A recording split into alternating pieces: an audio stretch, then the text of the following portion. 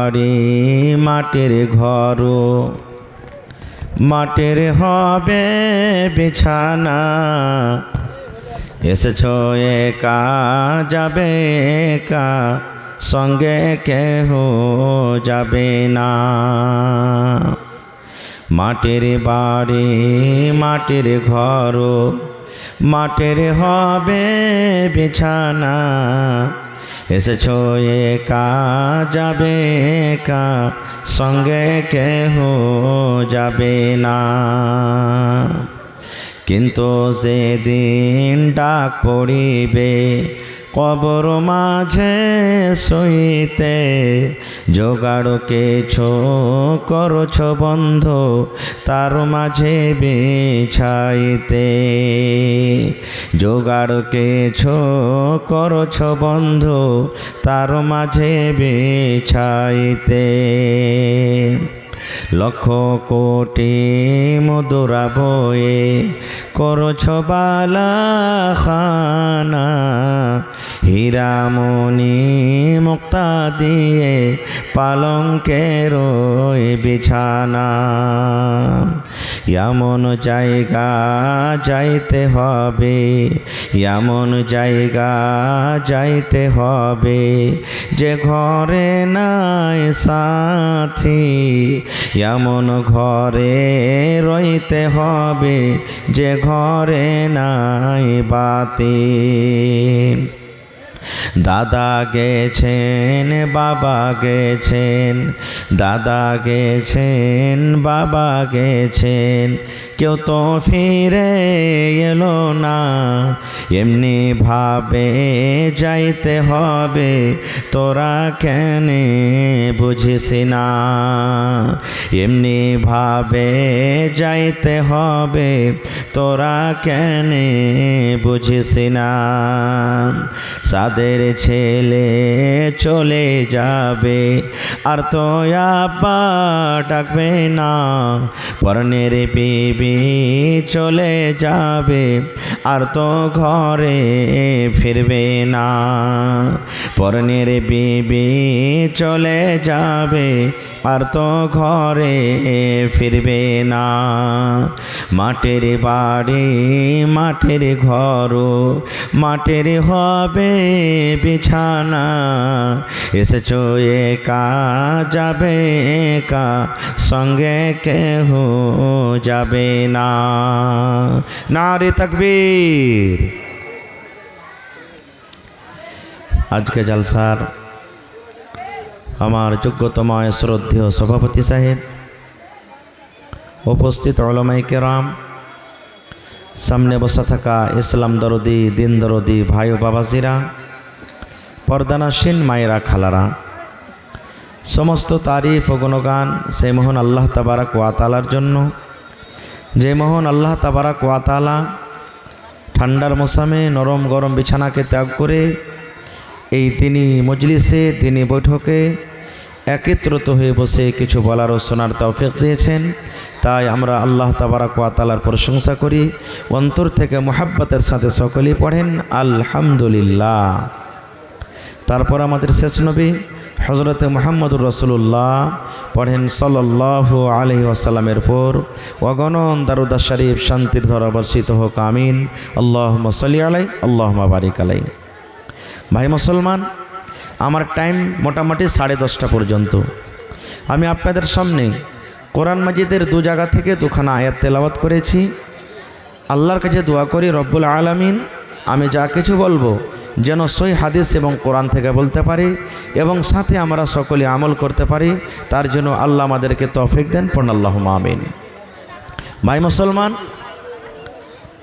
এই পৃথিবীতে আমরা এসেছি, এই পৃথিবী এই দুনিয়া আমরা কি সারা জীবনে থাকব? একটু কথা বলেন, আমরা কি সারা জীবন এই দুনিয়াতে থাকব? থাকতে আসেনি, থাকতে পারবো না কেউ। যদি আমাদের মনের আশা থাকে যে আল্লাহ আমাকে সারা জীবন রাখো, তাও আমরা থাকতে পারবো না, কেউ পারবো না থাকতে। ভাই মুসলমান, আর আমরা মানুষ, আমাদের মধ্যে একটা আশা আছে, বেশিরভাগই মানুষ মানে আমরা কেউ মরতে চাই না। যে যদি আমাদের বয়স আমাদের সময়টাকে 500 বছর, 1000 বছর, 2000 বছর যদি করে দেয়, তাও আমাদের জন্য ভালো। ভাই মুসলমান, আমরা মানুষ দুনিয়াতে এসেছি, আমাদের থাকার জায়গা হলো 4টি।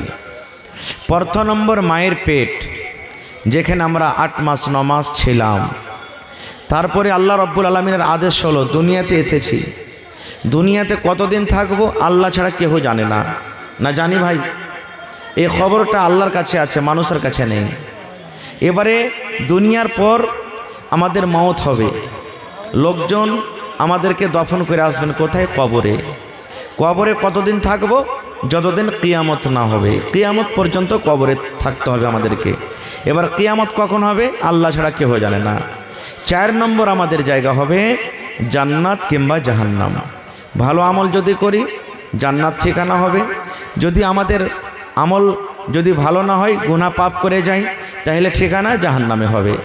তো ভাই আমার, আজকে আমার বিষয় হবে মওত। মওত কি জিনিস আমরা এখন পর্যন্ত জানতে পারি না, বা মওত যদি আমরা জেনেছি তাকে দেখে ভয় করতে পারি না। আমরা এটাই আমাদের মধ্যে আছে যে মরবো তখন দেখা যাবে।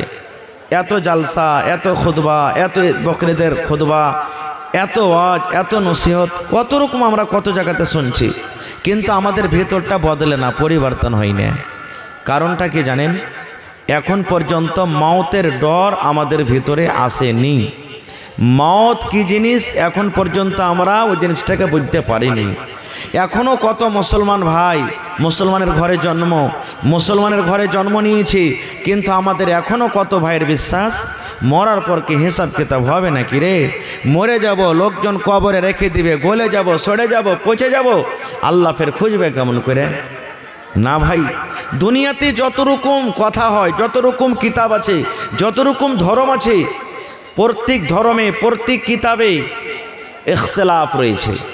আমরা বলছি আমাদের কিতাব কোরআন হলো আল্লাহ তাবারাক ওয়া তাআলার পাক পবিত্র কিতাব, আল্লাহর নিকটে সব থেকে এটা দামি কিতাব। কিন্তু যারা ইসলাম মানে না, তারা নিজের কিতাবের বাড়াই বয়ান করে। আমরা বলছি এটা ভালো, কেউ বলছে এটা ভালো, কেউ বলছেন এটা ভালো, কেউ বলছেন এটা করতে হবে, এটা ভালো। প্রত্যেক কাজে ইখতিলাফ। কিন্তু একটা জিনিস আল্লাহ তাবারাক ওয়া তাআলা এমনই দিয়েছেন, একটা মুসলমানও বিশ্বাস করে, একটা অমুসলমানও বিশ্বাস করে, ইহুদি, নাসারা, খ্রিস্টান, যত দুনিয়াতে নমাজি বেনমাজি সব মানুষ বিশ্বাস করে। ওটার নাম কি বলেন তো? কেউ ইখতিলাফ করে না, সবাই মানে, ইয়াকিন রাখে, বিশ্বাস করে। সেটা কি? জোরে বলেন। মওত। একটা গায়ের মুসলিম ভাইকে জিজ্ঞাসা করেন, ও বলবে একদিন মারনা হ্যায়। বলবে না? বলবে না? জোরে বলেন, পড়বে না? আমার গায়ের মুসলিম ভাইরা যারা মাইয়াতকে ঘাড়ে করে যখন তারা দফন কফন করতে নিয়ে যাবে, তার শেষ যখন কাজ করার জন্য তাকে নিয়ে যাবে, আমরা যেমন আমাদের জানাজাকে, আমাদের মাইয়াতকে যখন নিয়ে যাই, সুবহানাল্লাহ, আলহামদুলিল্লাহ, লা ইলাহা, যা আমাদের জানি, যা দোয়া জানছি আমরা মনে মনে পড়ি আর চলে যাই। ওরাও কিন্তু ওদের দোয়া পড়ে, ওরাও ওদের মন্ত্র পড়ে। কি পড়ে? রাম নাম সত্য হ্যায় সবকা ইহি গত হ্যায়, রাম নাম সত্য হ্যায় সবকা ইহি গত হ্যায়। দেখেছেন কোনোদিন? ওরা পড়ে রাম নাম সত্য হ্যায়, যাকে আমরা বলি আল্লাহ, ওরা বলে রাম। আল্লাহ নাম সত্য, সবকা ইহি গত হ্যায়। এই যে আমরা ঘাড়ে করে নিয়ে যাচ্ছি মাইয়াতটাকে, এই রাস্তা সবারই, একদিন এই হালাত সবাই হবে, সবারই আসবে। এই জন্য আর এইগুলা পড়িতে যাই। এই জন্য ভাই, যে কোনো ধর্মের মানুষ হোক, দুনিয়াতে যারা এসেছে, ওর একদিন মওত, জোরে বলেন, মওত আসবে। আল্লাহ কোরআনে বলছেন কি? কুল্লু নাফসিন যায়িকাতুল মাউত। আল্লাহ রাব্বুল আলামিন বলেন, হেরে দুনিয়ার মানুষ, মওত এমন একটা শরবত, মওত এমন একটা শরবত, শরবত তোমাদের, মওতের শরবত তোমাদেরকে পান করতে হবে। নর হোক কিংবা নারী হোক, বেটা ছেলা হোক কিংবা বেটি ছেলা হোক।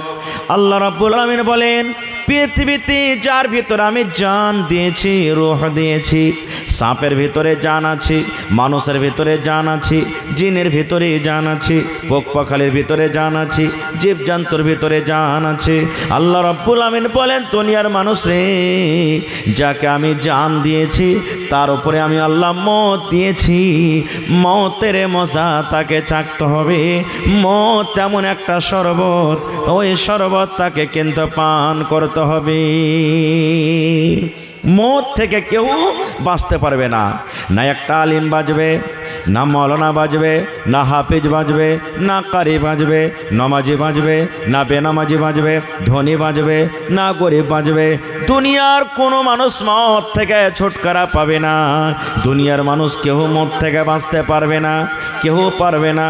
ফেরাউন যে নিজে খোদা দাবি করেছিল, ফেরাউন বাদশাহ, দুনিয়ার মধ্যে সব থেকে বড় বাদশাহ যে গোটা পৃথিবীতে রাজ করেছেন, ওই ফেরাউন নিজে খোদা দাবি করেছিল, নিজে আল্লাহ দাবি করেছিল, আমি হলাম আল্লাহ, আমি হলাম খোদা, আমি হলাম রব।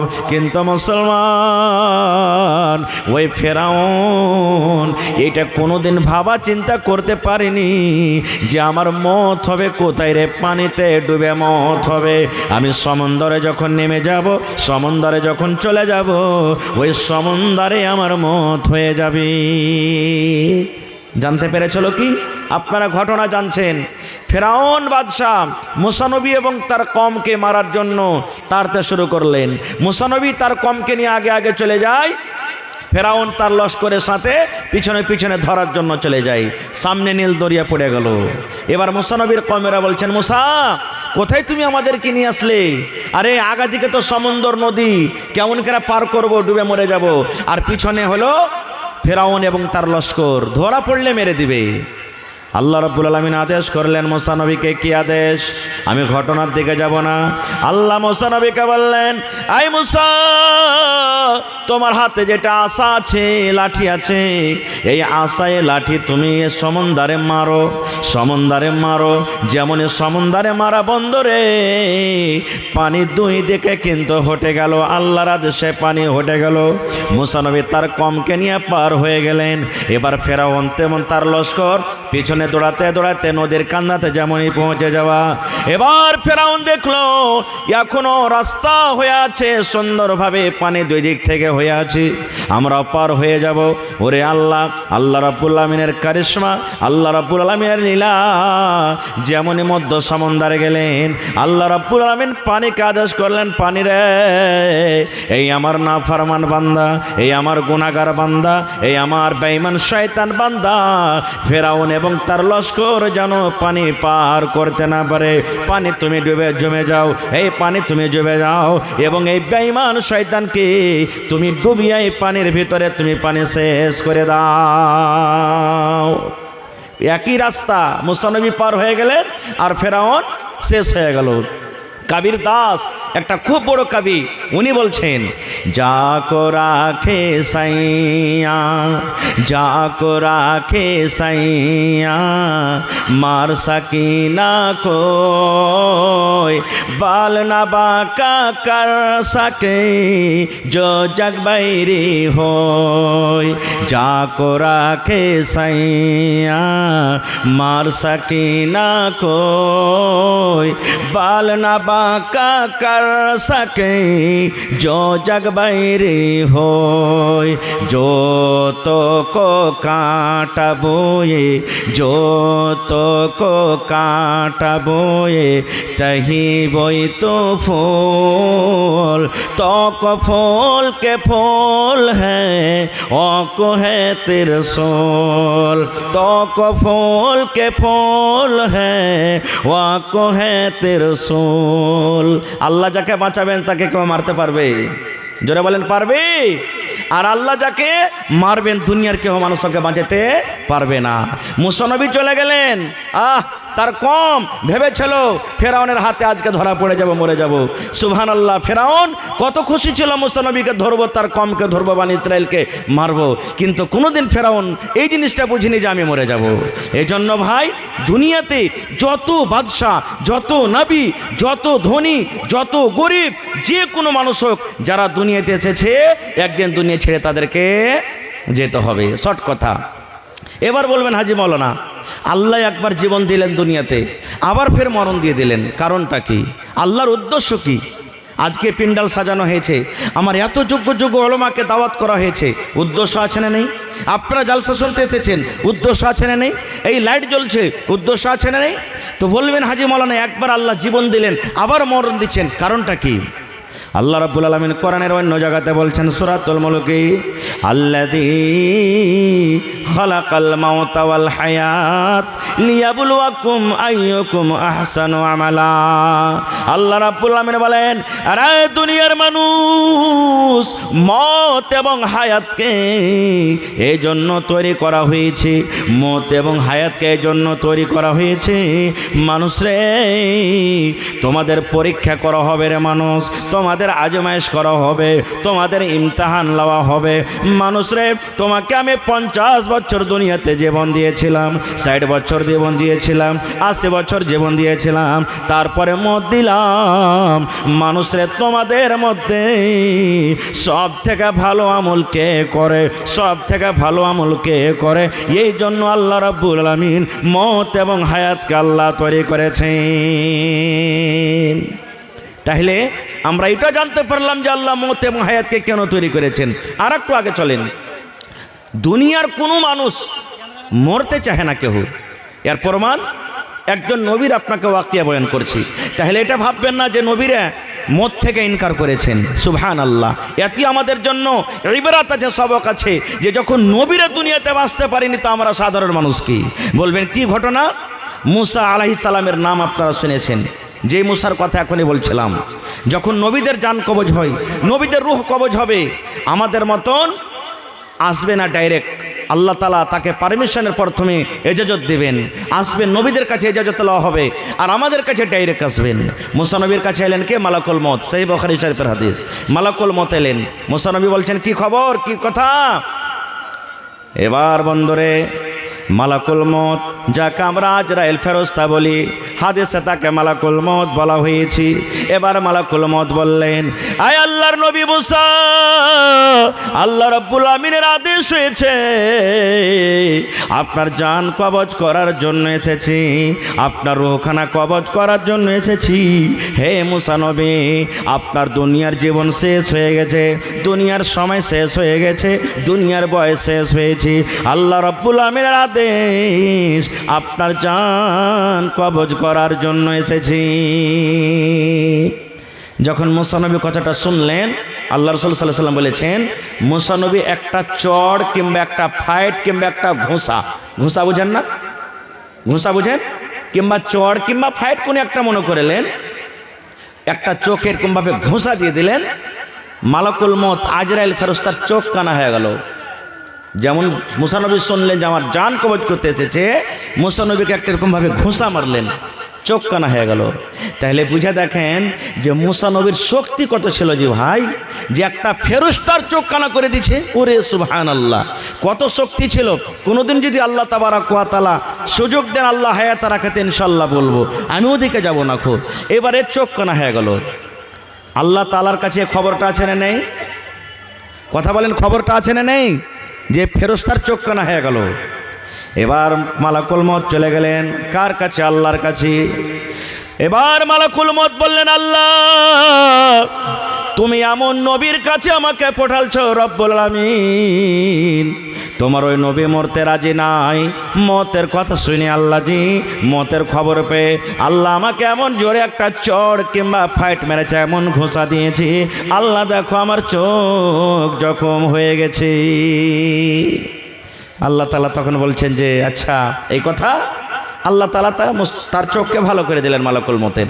এবার বলছেন তুমি আর একবার যাও মুসা নবীর কাছে, আর একবার যাও।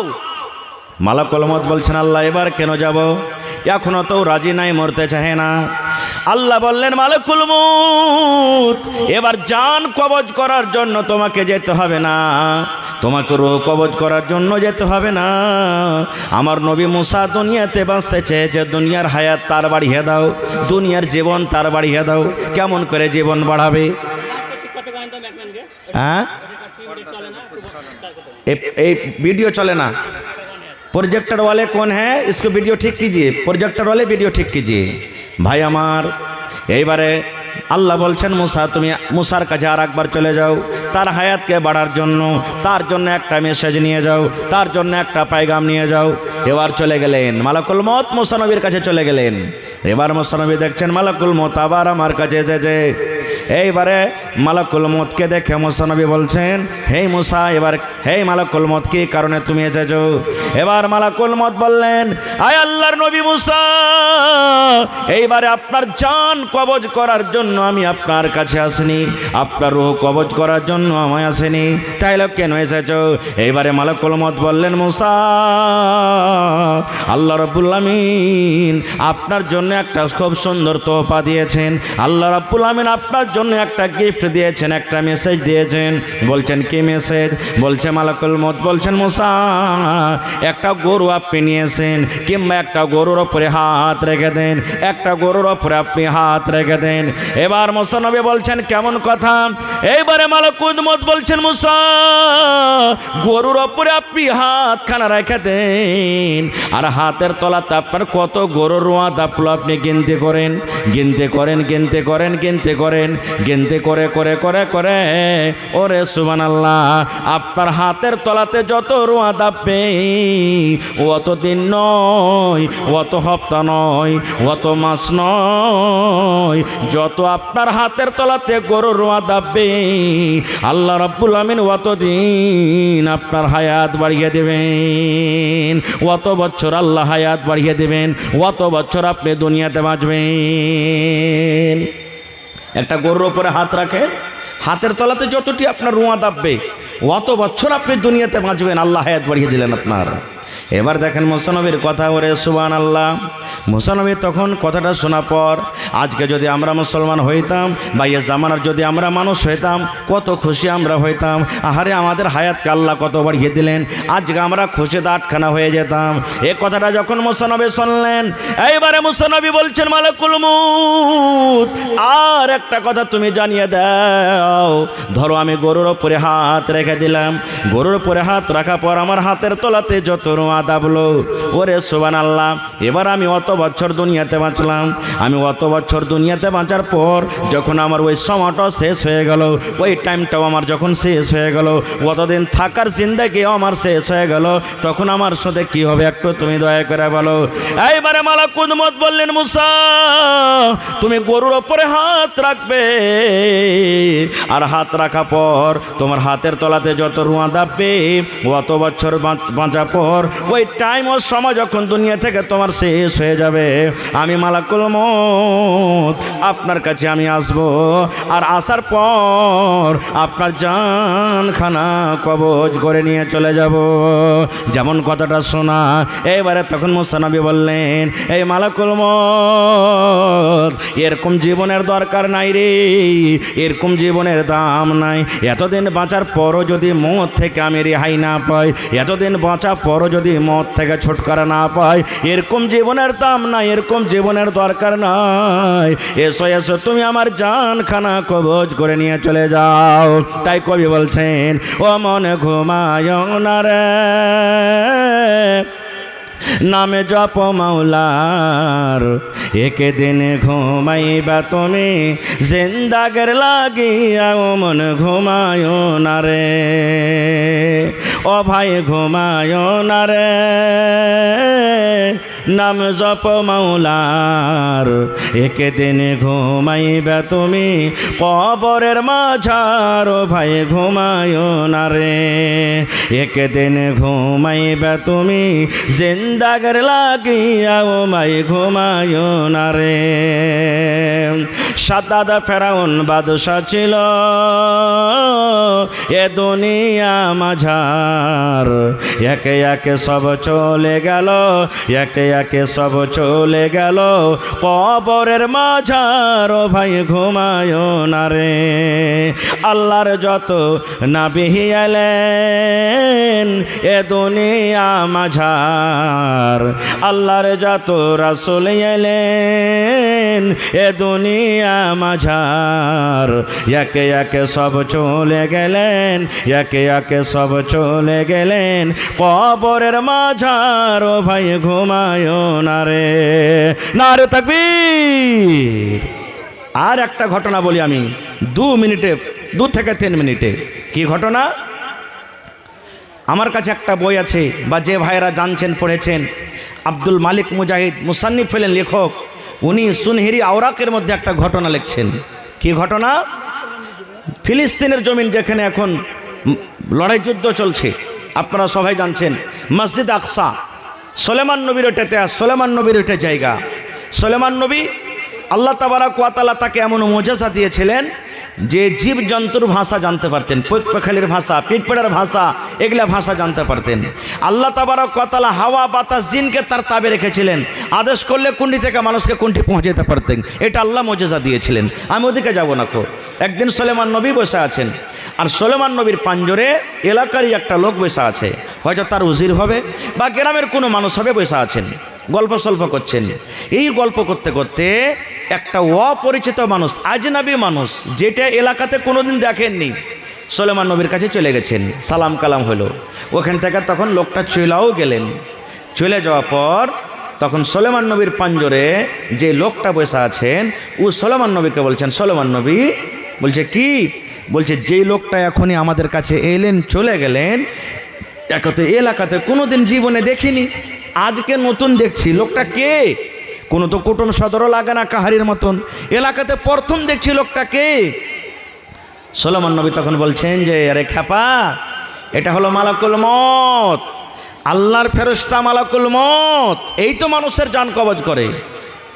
যখন ফেরেশতার নাম শুনলেন যে এটা মালাকুল মউত, ওর ভেতরটা ভাই কিন্তু ঘাবড়ে গেল ওই লোকটার, যে ওরে আল্লাহ, এটাই মালাকুল মউত, এ তো আমাকে চিনে গেল, হয়তো কখন এসে আমার জান কবজ করে চলে যাবে।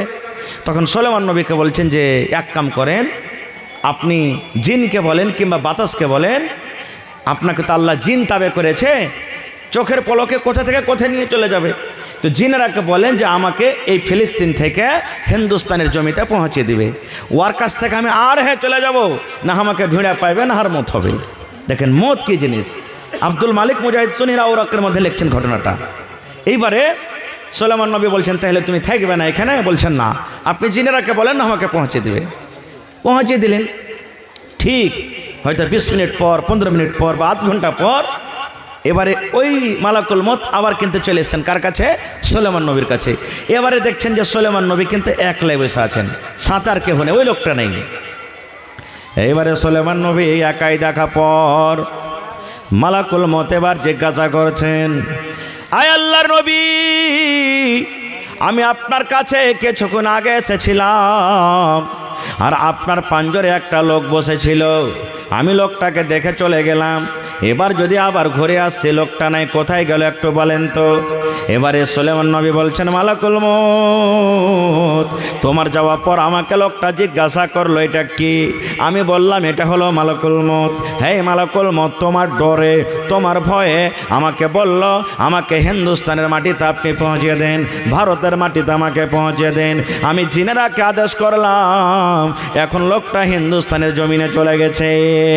এইবারে মালাকুল মউত বলছেন, আয় সুলেমান নবী, আল্লাহ রাব্বুল আমিন আমাকে আদেশ করেছেন, হ্যাঁ মালাকুল মউত, ওই ফিলিস্তিনের মাটিতে আমার নবী সুলেমানের প্রাঞ্জরে যে লোকটা বসে আছে রে, ওর জীবনে মাত্র আধ ঘন্টা সময় আছে, কিংবা হয়তো 20 মিনিট সময় আছে, কিংবা 25 মিনিট সময় আছে, আর এই লোকটার জান তোমাকে কবজ করতে হবে হিন্দুস্তানের মাটিতে। আমি ভাবা চিন্তাতে পড়ে গেলাম, আল্লাহ জি হিন্দুস্তান থেকে ফিলিস্তিনের মাটি 2 মাস 4 মাস 6 মাসের রাস্তা কেমন করে আল্লাহ লোকটা যাবে? আর সময় তো মাত্র 8 ঘন্টা তার হায়াতে আছি, জীবন মাত্র 8 ঘন্টা বেঁচে আছে, কেমন করে এই আল্লাহ কেমন করে হবে? এবার বলছেন সুলেমান নবী, ওই লোকটার জান কবজ করে আমি ভারত থেকে দেখার জন্য শুধু আপনার কাছে এসেছি। আমি যার জান কবজ করলাম ওইটাই লোক, কিংবা যার জান কবজ করলাম ওইটা অন্য লোক। আল্লাহর কোরআন তাই বলছেন, আইনা মা তাকুনু ইদরিকুমুল মাউত ওয়ালাউ কুনতুম ফি বুরুজিন মুশাইয়াদা।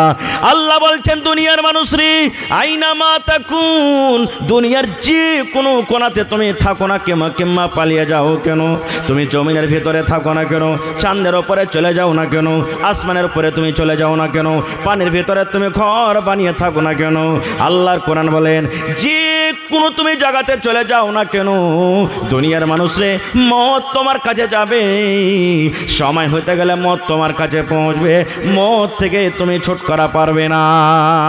না পাবেন? মত থেকে ছুটকারা পাওয়া যাবে? কেউ মানুষ বাঁচতে পারবে না মত থেকে। দুনিয়ার যে কোনো বড় বড় মোটা মোটা কেলা বানিয়ে যদি থাকে রাজা বাদশাহকে মতন, তাও মত যাবে, মত থেকে পাবে না। আমি কিছুদিন আগে যখন আমি জামিয়া সালফিয়া আবদুল্লাহপুর ঝাড়খণ্ডে পড়ি, তখন ওখানে মাসে মাসে একটা পত্রিকা আসতো নূর, প্রত্যেক মাসে মাসে আসতো। ওই নূর কিতাবে একটা ঘটনা লেখা হয়েছিল যে গোটা দিন দুনিয়ার মধ্যে সুপার পাওয়ার কি আমেরিকা, আমরা জানছি সবাই। ওখানকার যারা বৈজ্ঞানিক ডক্টর বড় বড়, একটা মারিজের ব্যাপারে লেখা হয়েছে যে এই পেশেন্ট আর বেশিক্ষণ বাঁচবে না। যেমন এখন দুনিয়াতে দেখবেন মেলা ডাক্তার বলে দেখেন 5 মিনিট সময় আছে, 10 মিনিট সময় আছে, 1 ঘন্টা পর আছে, যা খাইবে খাইয়া তো 2 ঘন্টা পর মরবে, এরকম বলে না? বলে না? বলে দেয়। ওর কাছে আছে জ্ঞান বুদ্ধি, এগুলা মেলায় কথা লাগবে বোঝার জন্য।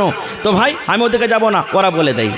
এরকমই একটা লোক মারা যাবে, ওখানকার ডাক্তাররা বললেন যে এর সময় শেষ আছে, শেষ হয়ে যাবে এখন। তখন ওরা মালাকুল মতকে ধরার জন্য বা দেখার জন্য কি করলো, লোকটাকে সুন্দর করে সিসাতে প্যাক করলো, সুন্দর করে। আর বড় বড় মেশিন, বড় বড় যন্ত্র নিয়ে, আর বড় বড় বৈজ্ঞানিক চারিদিকে সিসার পাঞ্জরে বাক্সর আগা দিকে করে বসে গেল যে মালাকুল মত কখন আসবে আর কিভাবে আসবে আমরা ধরবো আর তাকে দেখবো।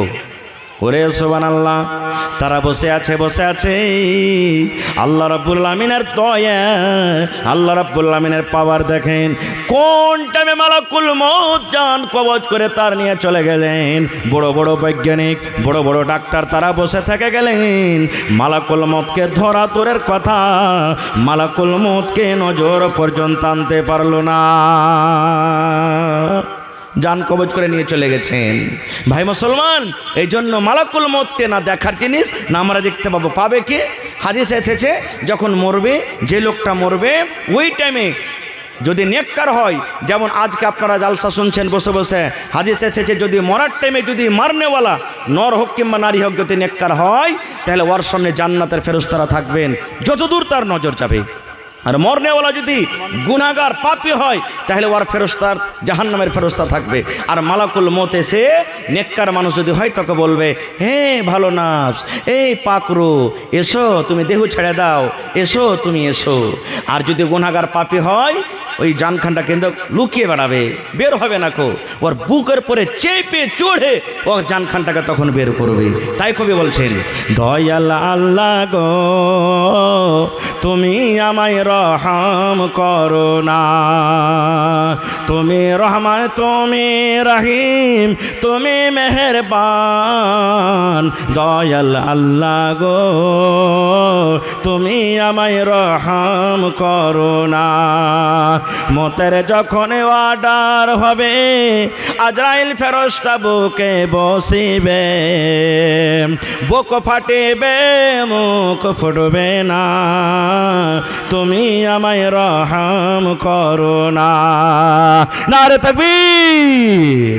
ভাই শেষ কথা, দুনিয়া একদিন এসেছি, দুনিয়া থেকে একদিন যেতে হবে। তবে দুনিয়াতে এসেছি সুবহানাল্লাহ আল্লাহর আদেশে, আর দুনিয়া থেকেও যাব আল্লাহর আদেশে। পার্থক্য কি? দুনিয়াতে আছে আজাদ, দুনিয়াতে যা মনে হলো তাই করলাম, আর আল্লাহ তাবারক ওয়া তাআলা মরার পরে এই দুনিয়ার হিসাবটা আমাদের কিন্তু নেবে। আর পরীক্ষাতে যদি পাস না করতে পারি তাহলে শাস্তি কিন্তু চালু হয়ে যাবে। ভাইরে, তাহলে মওতের আগে মওতের তৈয়ারি করে আমাদেরকে যেতে হবে। আল্লাহর একজন সাহাবী হযরত আবু হুরায়রা রাদিয়াল্লাহু তাআলা আনহু পুরুষের মধ্যে সব থেকে বেশি হাদিস মুখস্থ করেছেন, ওর সমান হাদিস কেউ মুখস্থ করেনি। ওই আবু হুরায়রা যখন মরছেন তো কাঁদছেন, চোখ দিয়ে পানি ঝরছে। আশেপাশেকার লোকেরা বলছেন, আবু হুরায়রা কি ব্যাপার, আপনি কাঁদছেন কেন? মতের ডরে, মতের ভয়ে কাঁদছেন? বলছে, না রে বন্ধুরা না, আমি এই জন্য কাঁদছি যে আমার কাছে নেকি অল্প, আমার কাছে নেকি কম, আর আমার আখিরাতের সাফার খুব লম্বা, আমি এত বড় সাফারটা কিভাবে কাটবো, এই জন্য আমি কাঁদছি। ওরে সুবহানাল্লাহ, একজন সাহাবী যারকে কোরআনে যার ব্যাপারে বলেছেন রাদিয়াল্লাহু আনহু ওয়া রাযু আনহু, এত নেককার সাহাবী যার কোরআনে জিকির আছে, এরকম সাহাবীরা এই মতো কথা বলেছেন। তো আমরা কি ভাইরে, তাহলে আখিরাতকে মনে করে, আখিরাতের প্রতি বিশ্বাস করে, মওতকে ডরিয়ে ভয় করে, মওত আসার আগে আগে মওতের তৈয়ারি করতে হবে। তবে দেখি আজকে আমার কোনো ভাই, কোনো মা, কোনো দাদি, কোনো খালা আছেন 50,000 টাকা মাদ্রাসার জন্য একটা লোক দিতে পারবেন? গত রাত্রে আমার জালসা ছিল তেলিয়াবাদে, আমি আবদার করলাম কোন আল্লাহর বান্দা আছেন একটা লোক 50,000 টাকা দান করবেন। একটা লোক চট করে বলছেন, মৌলানা আমি 50,000 টাকা দান করে দিলাম। সুবহানাল্লাহ। তো আজকে দেখি কোনো আমার খালা, বোন, দাদি, নানি আছেন 50,000 টাকা একটা লোক দিতে পারবেন, একটা লোক 25,000 টাকা দিতে পারবেন, 5টা লোক 10,000 করে দিবেন, 10টা লোক 5,000 করে দিবেন। তারপরে যত আমার নওজওয়ান আছেন একদিনকার মজুরি কম করে দিয়ে যান ভাই, 500 টাকার টাকা বছরে একদিনকার মজুরি দিয়ে যান, একটা মজুরি দিয়ে যান মাত্র, যে আমার জীবনে কত টাকা আসছে, কত টাকা চলে যায়, আমি এক কোরআনের জন্য, মাদ্রাসার জন্য আমি 500 কিংবা 1 টাকার 1000 দিয়ে যাব ইনশাআল্লাহ। আমি গত বছর তো আসতে পারিনি, তার আগে বছর আমি এসেছিলাম। আমার এখানকার নওজওয়ান, এখানকার ছোট বুজুর্গ বাপজিরা এমন মন খুলে খুলে দান করেছিলেন, সুবহানাল্লাহ, মন আমার কিন্তু খুশি হয়ে গেছিল, বাগ হয়ে গেছিল। আজকে আমি সেই দিন, সেই সময়টা আমি দেখতে চাই। আমার মায়েরা খালারকে ধন্যবাদ জানাই যে মায়েরা খালারও সেই দিন গহনা থেকে নিয়ে, কাঁসার বদনা থেকে নিয়ে, গিলাস থেকে নিয়ে, এবং মনে হয় সেই বছরে 3টা কিংবা 2টা বকরিও পাওয়া গেছিল। আজকে দেখি কোনো মা, খালা, দাদি, নানি আছেন এই মাদ্রাসার জন্য 1টা কিংবা 2টা বকরি দান করবেন, ইনশাআল্লাহ করবেন। হিম্মতে বান্দা মাদাদে খোদা। আল্লাহর কোরআন বলছেন, লা ইন শাকারতুম লা আযীদান্নাকুম, হে আমার বান্দা আমি যে নিয়ামত দিয়েছি আমার রাহে খরচ করে শুকরিয়া আদায় করো, আমি আল্লাহ তোমাদেরকে আরো বেশি বেশি করে দেব। তো আসেন তো একটা লোক, কেমন আছেন? আব্দুল মাতিন আসারির মা দিলে দুটা বেটা মারা গেছে। সুবহানাল্লাহ। আব্দুল মাতিন আসারি সাহেবের মা, নিজের বেটি মারা গেছে, 2টা বেটা মারা গেছে, আর নিজের স্বামীও মারা গেছে। সুবহানাল্লাহ। 1000 টাকা জমা করে দিয়েছেন। নারে তাকবীর। আরো একজন আমার বেনামিতে একজন ভাই 1000 টাকা জমা করেছেন। ভাই হাজার নাই রে মুমিন ভাই, মরণে কথা সংরক্ষিত নাই। তুমি যখন যাবে মরে, তুমি যখন যাবে মরে, নিয়ে যাবে খাটে করে, রেখে দিবে মাটির বিছানায় রে মুমিন ভাই, মরণের কথা সংরক্ষিত নাই। মরণের কথা মনে কি তোর নাই রে মুমিন ভাই, মরণের কথা মনে কি তোর নাই। মাল ধন পয়সা করি,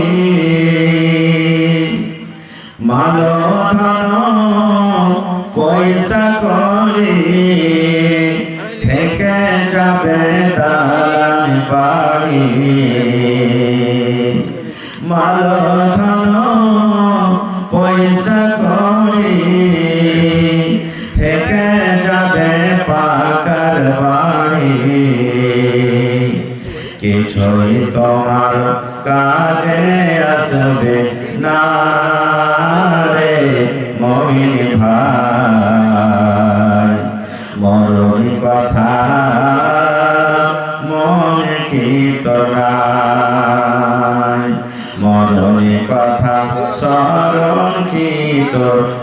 নাই রে মমিন ভাই, মরণ কথা মনে কি তোর নাই?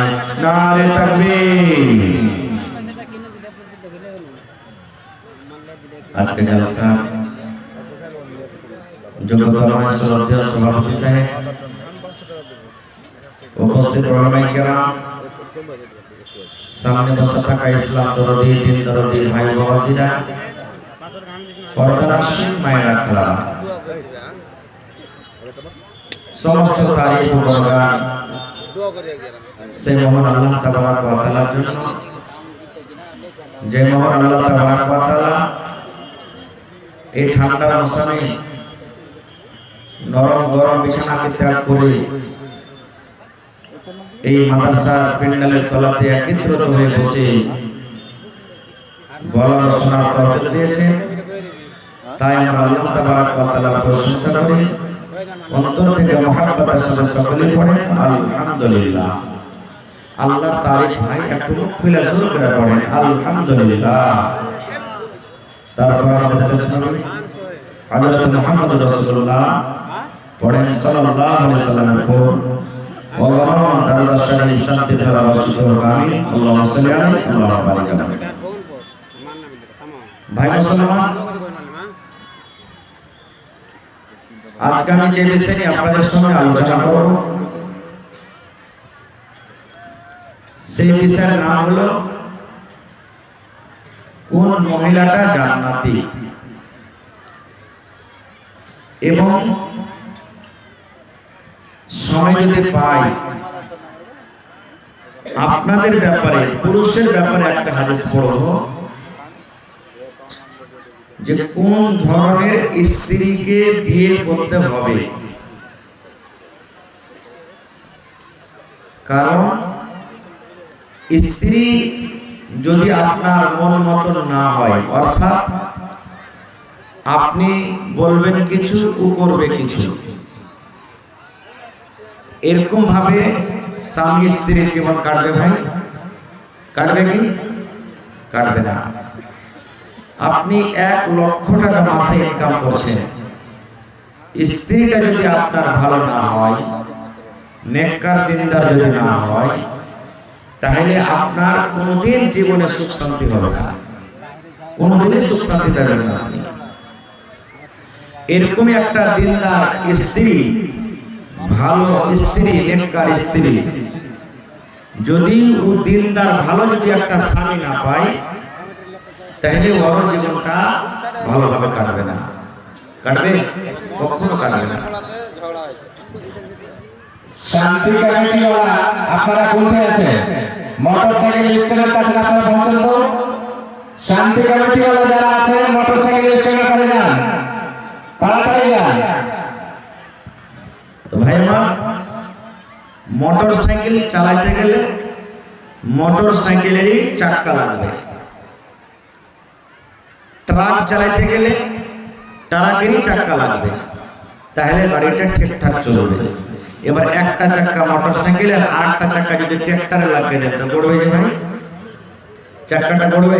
মানে পড়তে তো পড়বে, কিন্তু যেইভাবে পড়ার সেইভাবে পড়বে না। এই মতো স্বামী স্ত্রীর জীবন, আল্লাহ তাবারক ওয়া তাআলা একটা স্ত্রীকে স্বামীর জন্য, স্বামীকে স্ত্রীর জন্য খুব বড় দৌলত দিয়েছেন, খুব বড় সম্পদ।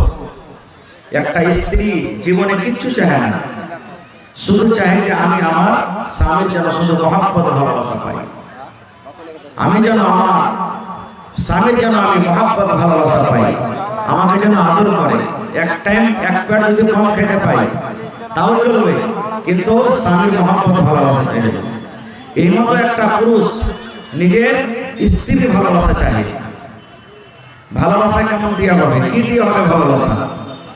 এই জীবনটা কিভাবে চলবে, এই জীবনটাকে কিভাবে চালাতে হবে, এর জন্য ইলমের দরকার আছে। আছে না নেই ভাই? ইলমের দরকার আছে না? বলেন আপনারা, হ্যাঁ না বলেন? আছে। নাজিম ভাই একটু আওয়াজ চার দেন তো, শোন।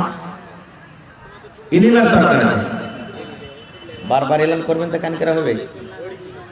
শান্তি কমিটিতে যারা নাম আছে মোহাম্মদ রেজা মুখিয়াজি, মোহাম্মদ মির্জা আলম আর যার যার নাম আছে মোটরসাইকেল স্ট্যান্ডের উপর ঝামেলা হচ্ছে আপনারা জানেন না?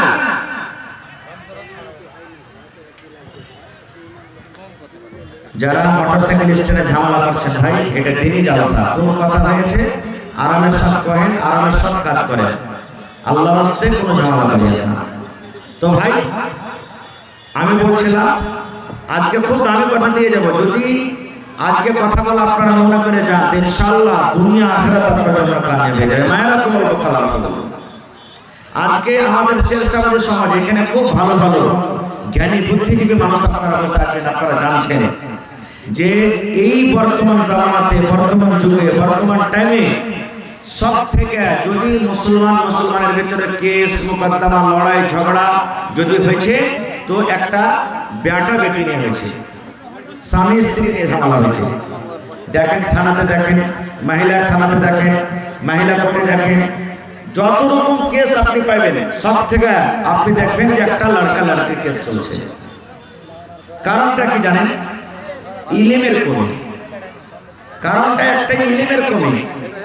আমরা টাকার লালচে, টাকার লোভে বেটা বেটির বিয়ে দিয়ে দিচ্ছি। বেটা বিয়ে দিয়ে দিচ্ছি যে বিহাটা দিয়ে দেন, আরে কিছু টাকা ইনকাম হবে, টাকা পেয়ে যাবো। বেটির বাবু বিয়ে দিয়ে দিচ্ছে, বিহাটা দিয়ে দেন, আরে রিস্তাটা ভালো আছে, ছেলেটা ঠিকঠাক দেখতে শুনতে ভালো আছে, বিহাটা দিয়ে দেন। মানে দুজনেই আমরা এটাই মনে করে রিস্তা করছি। এবার ফলে কি হয়েছে, ওই রিস্তা তখন আর কিছুদিন পর চলে না। কেমন ভাবে রিস্তা চালাইতে হবে ভাই? একটা পুরুষের হাদিস বলছি, একটা মহিলার হাদিস বলছি। আল্লাহ রাসূলের জামানাতে এক বাপ নিজের বেটি বিয়ে দেবে। সহি হাদিস, সহি হাদিস। আল্লামা আলবানী আত্মারহিবে সহি বলেছেন হাদিসটাকে। এক বাপ নিজের বেটি বিয়ে দেবে। বেটি বলছে আব্বা আমি বিয়ে করব না। বাপ বিয়ে দিবেন, বেটি বলছেন আব্বা বিয়ে করব না। তো বাপ চলে গেলেন নবীর দরবারে। ওই টাইমে নবীর দরবারে চলে গেলেন। নবীকে বলছেন ইয়া রাসূলুল্লাহ, আমার বাড়িতে আমার বেটি আছে, আমি আমার বেটির বিয়ে দেবো মনে করছি, কিন্তু বেটি রাজি নাই, বলছে আব্বা আমি বিয়ে করবো না। তো নবীজি বললেন যে তোমার বেটিকে আমার কাছে নিয়ে এসো, যাও। বাড়ি গেলেন, বেটিকে সাথে করে নবীর দরবারে চলে গেলেন। যাওয়ার পর রাসূল বলছেন যে আরে বাবা, তোমার আব্বা জান তোমার বিয়ে দিবে, তো তুমি ইনকার করছো, কারণটা কি? রাজি হয়ে যাও। তোমার আব্বা তোমার জন্য একটা ভালো ছেলে, ভালো বর দেখে তোমার বিয়েটা লাগিয়ে দিবে, তুমি রাজি হয়ে যাও। এই আমার মায়েরা, ভাইয়েরা, যারা গার্জিয়ান, ভালো করে হাদিসটা শুনেন। যখন নবীজি ওই বেটি ছেলেকে বলছেন যে তোমার আব্বা তোমার বিয়ে দিবে আর তুমি বলছো করবো না, কারণটা কি? রাজি হয়ে যাও। তখন ওই মেয়ে ছেলেটা কি বলছেন জানেন? আল্লাহর নবী গো, বাপ আমার বিয়ে দিবে, আমি আব্বার কথা শুনি না, মানি না, ইনকার করছি, আব্বা জান আমি বিয়ে করব না। কিন্তু কেনে করব না, একটু আমার কথা শুনেন নবী গো। নবীজি বললেন বাবারে কি কথা? এবার ছেলেটি ছেলে বলছেন নবী গো, ধরেন আমার বিয়ে হয়ে গেল, আমি শ্বশুরের বাড়ি চলে গেলাম, আর শ্বশুরের বাড়ি যাওয়ার পর যে আমার স্বামী হবে, যে আমার হাজবেন্ড হবে, যে আমার পাতি হবে, ওই আমার পুরুষের কতটুকু কথা আমাকে মেনে চলতে হবে। আমার উপরে আমার পুরুষের কতটুকু হক রয়েছে নবীজি, আমি যতক্ষণ পর্যন্ত না জানবো ততক্ষণ পর্যন্ত না কিছুই বলবো না। আমি আমার স্বামীর খিদমত করতে পারবো কি পারবো না, আমি আমার স্বামীর কথা মানতে পারবো কি পারবো না, আমি আমার স্বামীর কথা মতো জীবনটা কাটতে পারবো কি পারবো না। আল্লাহ নবী গো, একটু আপনি আমাকে দয়া করে বলেন তো, আমার যে স্বামী হবে, ওই আমার স্বামীর আমার উপরে কি হক রয়েছে, একটু দয়া করে বলে। কত সুন্দর প্রশ্ন। হ্যাঁ, এই মহিলারা ছোটকালে যদি আপনার বাপ যদি আপনার বিয়ে দিয়ে দেয়, আপনি নিজের বাপকে প্রশ্নটা করতে পারেন, আব্বা আমি এখনো পুরুষের খেদমত করতে পারবো না, আমি শ্বশুর শাশুড়ির খেদমত করতে পারবো না, আমি এখন যাবো না, শ্বশুরের বাড়িতে যাবো না, বিয়ে করবো না। বা আপনার যদি জানার থাকলে আপনি জানতে পারেন। যখন এই প্রশ্ন করে দেওয়া, এবার নবী আমার বলছেন হে আল্লাহর বান্দিরে তোমরা শুনে নাও, তোমার উপরে তোমার স্বামী অতটুকু ভর করেছে, অতটুকু ভর করেছে, কতটুকু ভর করেছে। নবী আমার বলেছেন, মহিলা রে, যদি তোমার স্বামীর গতরে যদি ফোট হয়, তোমার স্বামীর গতরে যদি ঘা হয়, তোমার স্বামীর গতরে ফোট হয়, আর ওই ফোটটা পেকে গেছে, আর ফোটটা পেকে রক্ত বইছে, খুন বইছে, পোট চইছে, আর ওই মতো অবস্থায় তোমার স্বামী যদি তোমাকে বলে, বিবি রে তুমি আমার এই ফোটটাকে সাফ করে দাও রে বিবি, রক্তটাকে সাফ করে দাও, আমার এই খুনটাকে সাফ করে দাও, কে দিয়া সাফ করবে বিবি রে? নবী আমার বলেছেন, মহিলা রে, যদি তোমার স্বামী তোমাকে বলে, এরে আব্দুল্লাহর মা, এ হালেমার মা, এ সাইয়েদার মা, খালেদার মা, আমার শরীরে যেটা ফোট হয়েছে বিবি রে, তুমি জিহ্বা দিয়ে চেটে চেটে সাফ করে দাও, তোমাকে তুলা দিয়ে সাফ করতে হবে না, কাপড় দিয়ে সাফ করতে হবে না বিবি রে, তোমাকে পানি দিয়ে সাফ করতে হবে না।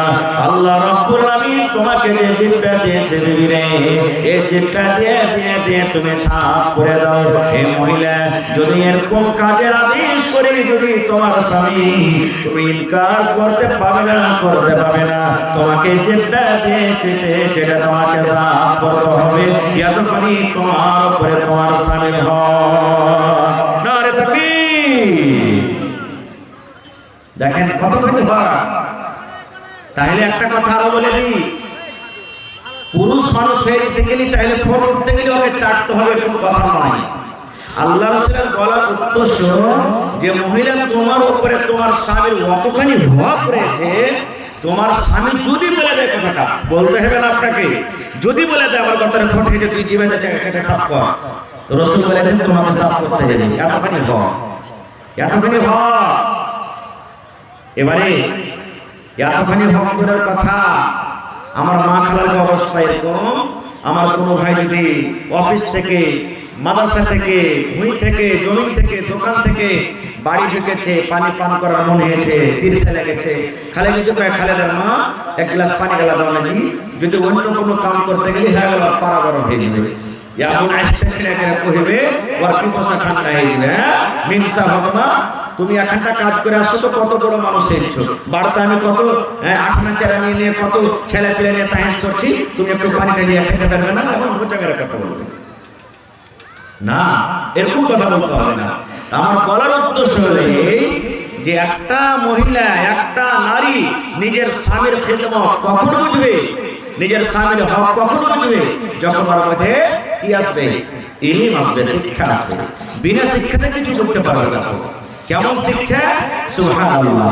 যেমন মা ফাতেমা রাদিয়াল্লাহু তাআলা আনহা, নবীজির বেটি, ছোট বেটি ফাতেমা রাদিয়াল্লাহু তাআলা আনহা শিখেছিলেন। কেমন শিখেছিলেন? নবীজির কয়জন বেটি ছিলেন ভাই? সামনে থেকে বলেন তো, কয়জন বেটি ছিলেন? জানেন না? হ্যাঁ, 4 জন বেটি। কয়জন বেটি? 4 জন। সব থেকে ছোট বেটির নাম কি?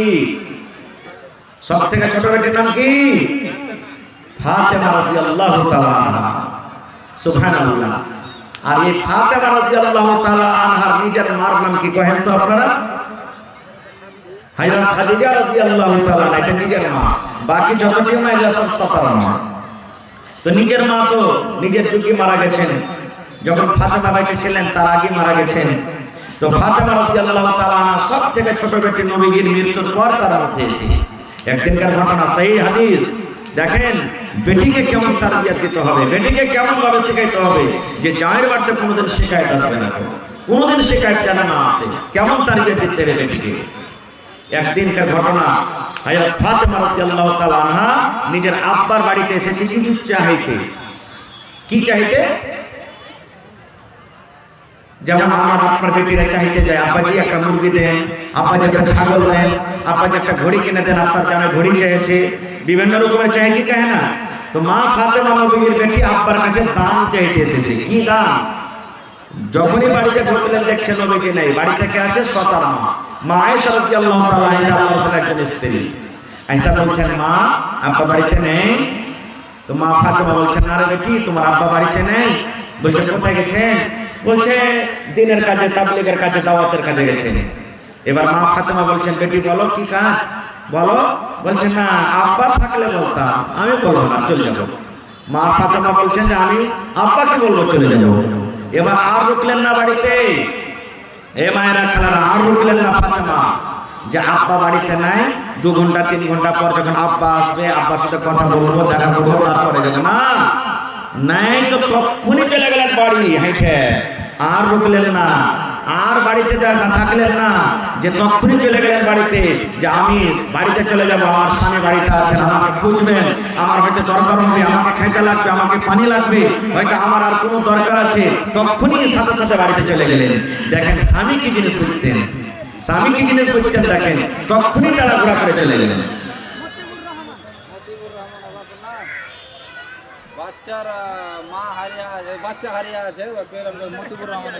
মতিবুর রহমানের বেটি হারিয়ে আছে। মা খালা জয়টা ছাইলে পেলে বাইন যাইছেন, তো এখানে 3 হাত 4 হাত দড়ি বাইন দিলে আসবেন, আর সবার এখানে হাত আর পা বাইন চলে বাইন যেতে হবে, যাতে পুলিশ ছুটে না পালাতে পারে। ছাইলে পেলে গেলে একটা সাইন কথা না, বহিনারে ছেলে পেলে গেলে ধরে থাকেন ভালো করে। মতিবুর রহমানের বেটি হারিয়ে গেছে, নিয়ে যান স্টেজ থেকে, খারজা হোক, বেটিকে বেটা যায় হোক, নিয়ে যান। তো ভাই আমার, এবার দেখেন চলে গেলেন তখনই। এই জামানার বেটি, এই জামানার মা, এই জামানার বহিন কি যদি আর পুরুষকে বলে যে হালে আমার বাপ কি হয়েছে রে, না তো আমি আমার বাপকে দেখতে যাবো, তো যা কয়ে যাবো আর আসবো। যদি 1 ঘন্টা কয়ে যায়, ভাই 1 দিন থেকে আসবে, 1 দিন বলে যায় 3 দিন হবে, বুঝছে কি হয় না? ও বুঝে না, স্বামী বুঝে না, স্বামীর নিয়ামত খিদমত বুঝে না। এই জন্য তো স্বামীর যদি কথা মতো না চলে গুনাহ কি হবে জিনিসটা বুঝে না। মা ফাতেমা চলে গেলেন। এবার নবীজি সন্ধ্যেবেলাতে বাড়ি এলেন, ভালো করে শুনবেন হাদিসটা। এবার মা আয়েশা বলছেন নবীজিকে, নবীজি আর আপনি কিছু জানেন? বলছে কি হয়েছে? বলছে আপনি বাড়িতে ছিলেন না, আপনার কলেজের টুকরা ফাতেমা আপনার সাথে দেখা করার জন্য এসেছিল, দেখা পাইনি, চলে গেছেন বাড়িতে। ওরে সুবহানাল্লাহ, হায় রে নবীজির আমার বেটির আদর। নবীজি আর থাকতে পারলেন না বাড়িতে। আমার বেটি বাড়িতে এসেছিল কি কারণে? মা ফাতেমা কি কারণে এসেছিল? তো মা আয়েশা বলছেন যে আমাকে বলেনি, বলছে আব্বাকে বলবো। নবী চলে গেলেন, তখন রাত হয়ে গেছে কিন্তু। এবার চলে গেলেন হাঁটতে হাঁটতে বেটির বাড়ি, তখনই রাতে চলে গেলেন। এবার দুয়ারে অনুমতি চাইছেন, আমাদের মতন তো নয়। সোলেমান বার্তা আছে যে, বার্তা আছে যে করতে করতে একবারে করতে বার্তা ঢুকে গেছি আমরা। এরকম হয়েছে না? হয় না? গলা খাঁকড় মারছে, মানে গলা খাঁকড় মারতে মারতে তোকে ঢুকে গেল বাড়িতে। কিন্তু হাদিস কোরআনে কি বলছে? যে তুমি দুয়ার থেকে খাড়িয়া সালাম দাও, আসসালামু আলাইকুম। বাড়ি থেকে যদি জবাব আসার বলে ঠিক আছে ভাই তুমি আসো, তাহলে যাও, না তো ঘুরে চলে এসো। 3 বার পর্যন্ত সালাম দিতে হবে। তো ভাই আমার খাটাও। এবার নবীজি দুয়ার থেকে অনুমতি চাইছেন, ফাতেমা বাড়িতে আছো মা? ওই সময় হযরত আলী আর ফাতেমা কিন্তু বিছানায় শুয়ে গেছে। বন্ধুরে আমার, এইবারে নবীর আওয়াজ শুনে হযরত ফাতেমা রাদিয়াল্লাহু তাআলা আনহা বলছেন, আব্বা গো আপনি ঘরের ভিতরে চলে এসেন, আপনি ঘরের ভিতরে চলে এসেন। আব্বা আমরা বিছানায় কোন সুঅবস্থা হয়ে গেছি, শুয়ে গেছি। নবী আমার বলছেন, ফাতেমা আমার জামাই আলী কই? আলী কোথায় আছে? আলী কই? আমার জামাই আলী কই? এইবারে ফাতেমা বলছেন, আব্বা গো আপনার জামাই আলী বিছানায় শুয়ে গেছে, ঘুমায়নি কিন্তু বিছানায় শুয়ে গেছে। এবার নবীজি বললেন, ফাতেমা তুমি যেইভাবে শুয়ে আছো রে মা, আমার জামাই আলী শুয়ে আছে, তোমরা দুজন বিছানায় শুয়ে থাকো, আমি নবীজি তোমাদের কাছে আসছি।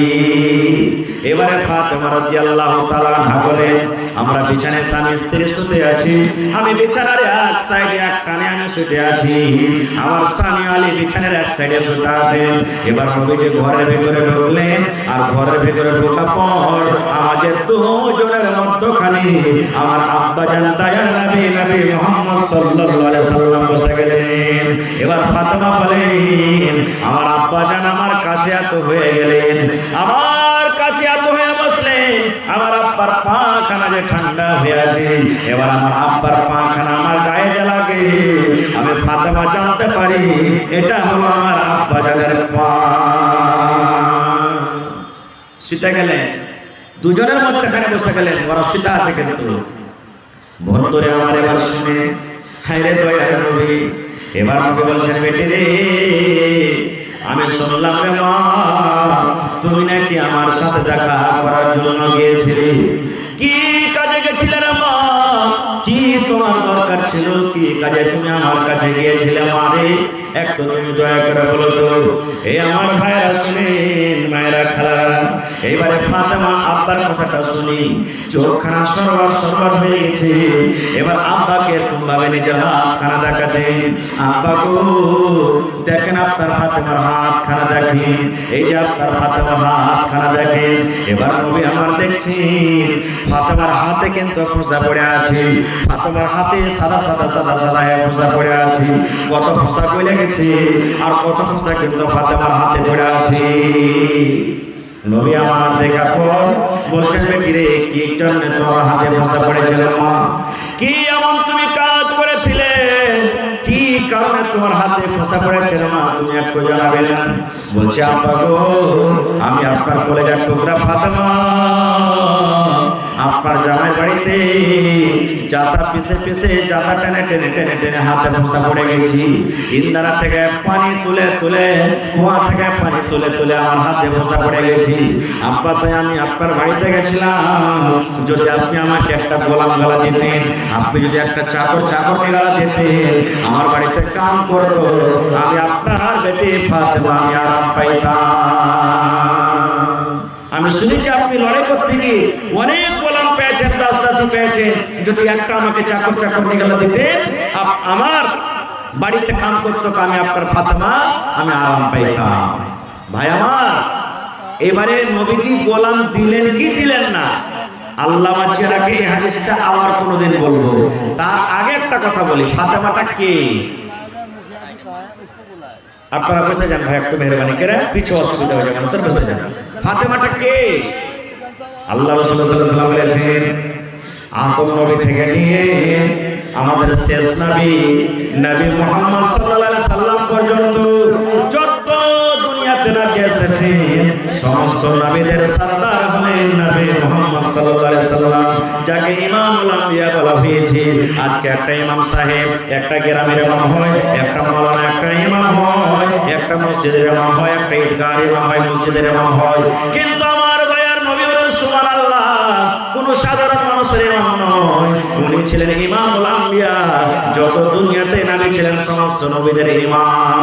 আল্লাহর নবী বলেছেন আল্লাহ রাব্বুল আলামিন জান্নাতের চাবি আমাকে দেবে, আমি শেষ নবী, সর্বপ্রথম জান্নাতের দুয়ার খুলব রে, সর্বপ্রথম জান্নাতের গেট খুলব, তারপর আমার উম্মতের হিসাব কিতাব হবে।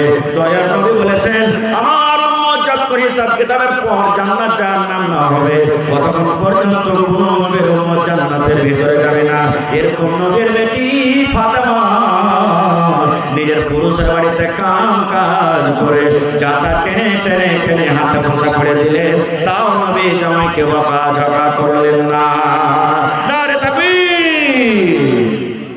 আর ফাতেমাটাকে আল্লাহ রাসূল বলেছেন আমার বেটি ফাতেমা জান্নাতে যাবে। কোথায়? জোরে বলেন কোথায়? নবী বলেছেন আমার বেটি ফাতেমা জান্নাতে যাবে। শুধু জান্নাতে যাবে না, নবী আমার বলেছেন যত মহিলারা জান্নাতের ভিতরে যাবে, যত নারীরা জান্নাতে যাবে রে, সমস্ত নারীদের সরদারনি হবে জান্নাতের ভিতরে আমার কলেজার টুকরা ফাতেমা। এরকম জান্নাতি মহিলা, জান্নাতি মেয়ে ছেলে স্বামীর বাড়িতে কাম কাজ করে হাতে ফোঁসা ফেলে দিতে। এত নেককার মেয়ে ছেলে, তাও নবীজি একবার বকাঝকা করলেন না। আর আজকে আমাদের অবস্থা কি জানেন? যদি খালি বলে দেয় মাগে কিরে বেটি আর এর বাড়িতে থাকতে পারবো না গামা, এই মিনিসের বাড়িতে আর থাকতে পারবো না, চলতে পারি না গামা, আর আমি থাকতে পারবো না, জীবনযাপন করতে পারবো না। এবার আমরা কি করছি? যেটা দুনিয়াদারি আমাদের চলছে, বলছি বেটিরে চলে আইতি কোন রকম, বাড়িতে চলে এলো মায়ের, 10 দিন 15 দিন বাদ ছেলেটা এলো, 5-7টা হাট্টা কাট্টা চাংড়াকে ফিট করে রেখেছে, বলছে মেরা বেটাকে ধরে বান খুঁটিতে, আর 5টা লোককে ডাক, 3 লাখ টাকা দিয়েছি, 3 লাখ টাকা বিয়েতে খরচ হয়েছে, 6 লাখ টাকা দিয়ে আমার বেটিকে তালাক করে যা। এগুলা হয়েছে না হয় না? জোরে বলেন হয়েছে না হয় না? সুবহানাল্লাহ। একটা ঘটনা বলছি, মাকে কি করতে হবে, বাপকে কি করতে হবে? একটা ঘটনা এসেছে, হাদিসের কথা নাই, বোঝার জন্য, যে এক বেটি ছিলেন বিয়ে কিছুদিন পর মাকে একদিন বলছে, মা আমি এই পুরুষের বাড়িতে চলতে পারবো না খো, আমি চলতে পারবো না খো। তো মা বুদ্ধি দিচ্ছে যে তুই চলতে পারবি না তো কি করবি? বলছে আমি তালাক নিয়ে নেবো। তো মা বলছে না, তোর তালাক করাবো না, তোর স্বামীকে তুই মেরে ফেলবে। মা বলছে তোর স্বামীকে তুই মেরে ফেলবে। বলছে হ্যাঁ মা, কেমন করে মারবো? বলছে বেটি রে, সুন্দর একটা ডাব্বাতে চূড়ান ফাঁকি দেওয়া নিয়ে এসে দিয়েছি। মা বলছে বেটি রে, এই ডাব্বার ভিতরে তোমাকে যে চূড়ান দিলাম, এই ডাব্বার ভিতরে তোমাকে যে ফাঁকে ওষুধ দিলাম, দাওয়া দিলাম, এই দাওয়াতের মা জহর মিলা আছে, বিষ মিলা আছে রে মা। যখন যখন তোমার স্বামী খাইতে বসবে, তুমি একটু করে খানাতে মিলে মিশাল দিয়ে দিবে, একটু করে তুমি তরকারিতে দিয়ে দিবে, একটু একটু করে দিবে, যেন তোমার স্বামী তোমার পরে সব না করতে পারে, তোমার স্বামী তোমার পরে জানতে না পারে। কিন্তু বেটিরে শুন, যতদিন তুই ওষুধটা খাওয়াবি রে মা, এই ডাব্বাটা যতদিন শেষ না হবে, 3 মাস লাগুক, 4 মাস লাগুক, 5 লাখ মাস হোক, যতদিন লাগবে রে মা, কোনদিন খবরদার তোর স্বামীর সাথে তুই ঝগড়া করবি না। নরম করে করে করে করে তোর স্বামীর সাথে কথা বলবি, স্বামীর খেদমত করবে। স্বামী যখন তোর দোকান থেকে আসবে, বাজার থেকে যখন আসবি, তুই ব্যাগটা হাত থেকে নিয়ে নিবি, তাড়াতাড়ি করে ওকে খেতে দিবি, ওকে তেল মাখিয়ে দিবি, ওকে আদর করবে। শোন রে বেটি, যদি রাগ করে কোনো কামে কোনো কারণে যদি জামাই বাবু তোকে 1 থাপ্পড় 2 থাপ্পড় মেরেও দেয়, বেটেরে শুন, গরম করে খবরদার ওকে রাগ করে কোনো কথা বলবি না রে মা, খবরদার গোসা করে কোনো কথা বলবি না। মায়ের খায়া সহে নিবি, কিন্তু তুই খুশি মনে স্বামীর বাড়িতে থাকবি। আর যখন যখন খাইতে বসবি, চা খাইতে একটু দিয়ে দিবি, ভাত খাইতে একটু দিয়ে দিবি, যা বাড়িতে খাবার থাকবে একটু একটু একটু করে তুই চূড়ান মিশাল করে দিবি। ওই জহার বিষের আসার তোর স্বামীর পেটের ভিতরে যাবে, আর আস্তে আস্তে করে করে করে করে গোটা শরীরে বিষটা চলে যাবে। এবার একদিন দেখবে তোর স্বামী দুনিয়া থেকে বিদায় হয়ে যাবে। নারে তাকবীর! আল্লাহর নবী দিনের নবী গো, নবী ছিলেন দিনের দিওয়ানা। আল্লাহর নবী দিনের নবী গো, নবী ছিলেন দিনের দিওয়ানা। দেখে নবীর মুজিজা, ভাগবতী মা খাদিজা সইপে দিলেন জীবনের জয়গুণ।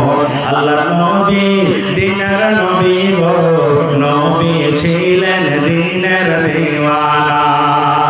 মা বলছে বেটি, যখন তোমার স্বামী খেতে বসবে, প্রত্যেক খাবারের টাইমে একটু একটু করে চূড়ানে যে বিষ মিলা আছে রে মা, এই বিষটা তুমি দিয়ে দিবে। একদিন দেখবে তোমার স্বামী দুনিয়া থেকে চলে যাবে, আর তোমার স্বামীর কাছ থেকে তুমি আজাদ হয়ে যাবে। এবার আপনাকে প্রশ্ন করছি, এই মায়ের বুদ্ধিটা ভালো হয়েছে? এই মায়ের বুদ্ধিটা যে দিয়েছে ভালো হয়েছে? আপনারা যে হ্যাঁ কয়েছেন, যেহেতু জোহার যে খাওয়াইছে, হ্যাঁ জোহার যে খাওয়াইছে যে ভাই, তা আপনারা মুড়ি হিলেছেন যে না এটা বুদ্ধি ভালো হয়েছে। সুবহানাল্লাহ। তাহলে যারা হুঁশিয়ার